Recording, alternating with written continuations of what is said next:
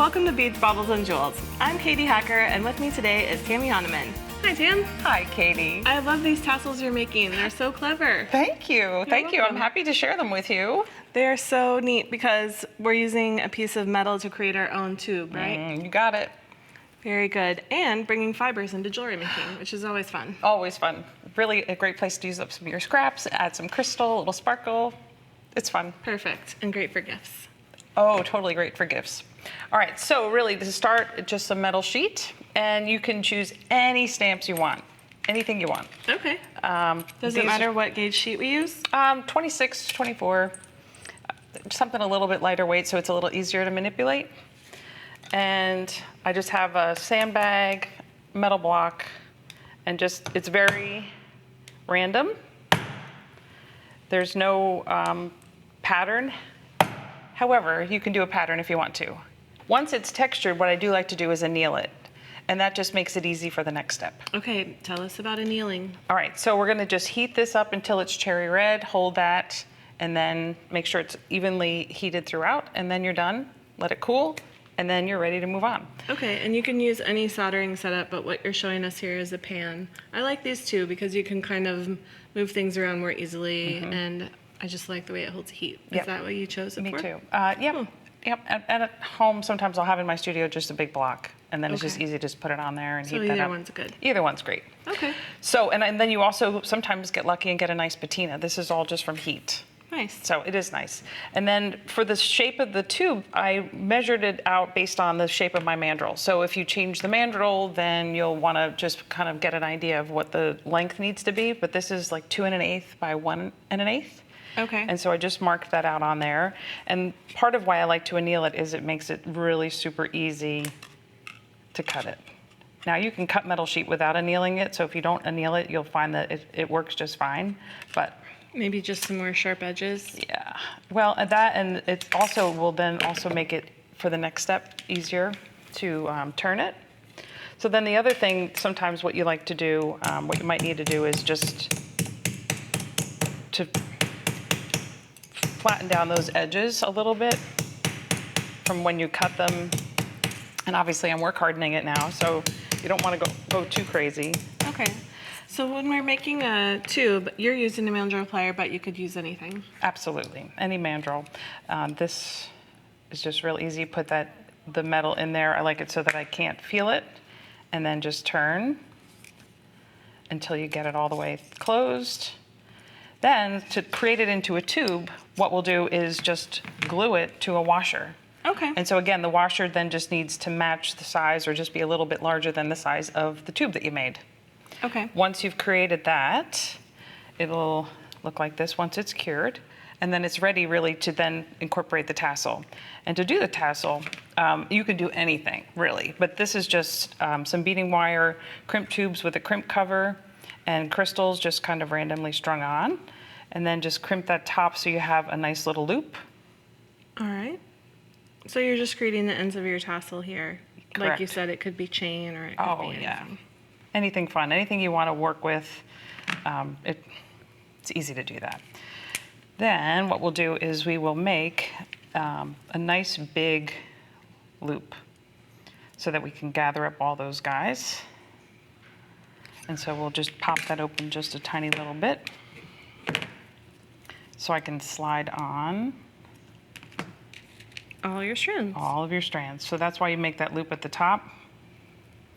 Slide them on, close that up. And then, so this is what it'll look like once you get them all on there. Nice and full. So then the magic fun step, I'll have these draped all over my studio.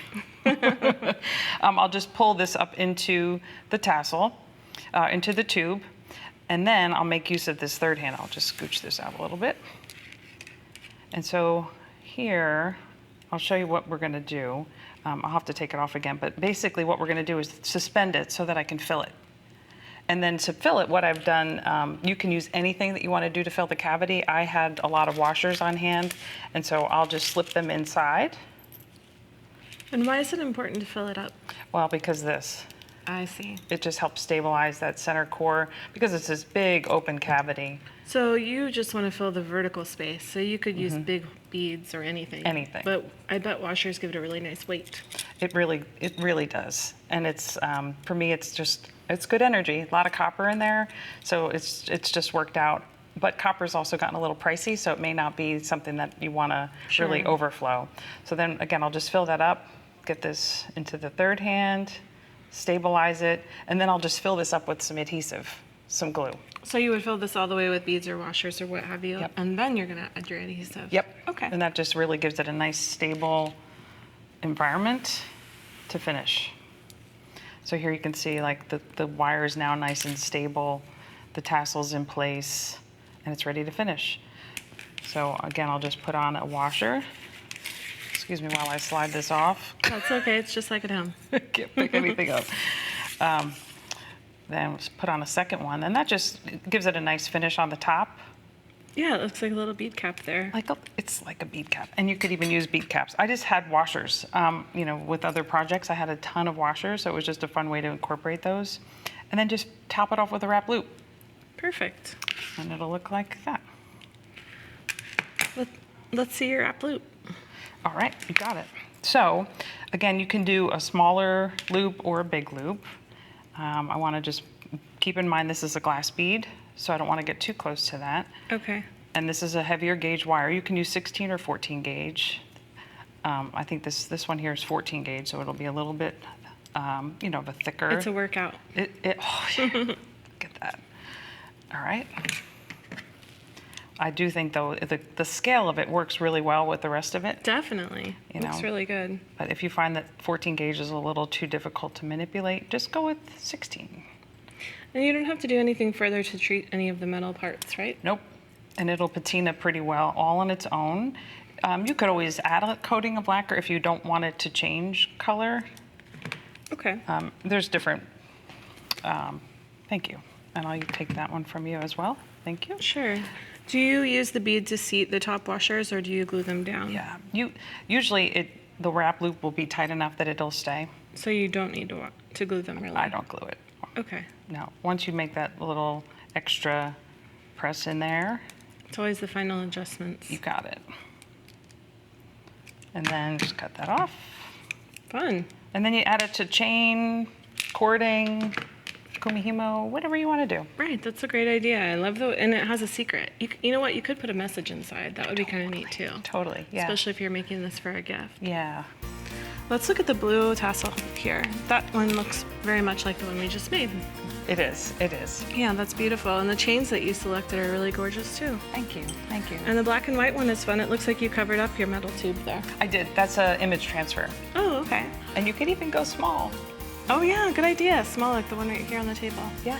Well, thank you so much, Tam. These are great ideas. Thank you. Beautiful. I love it.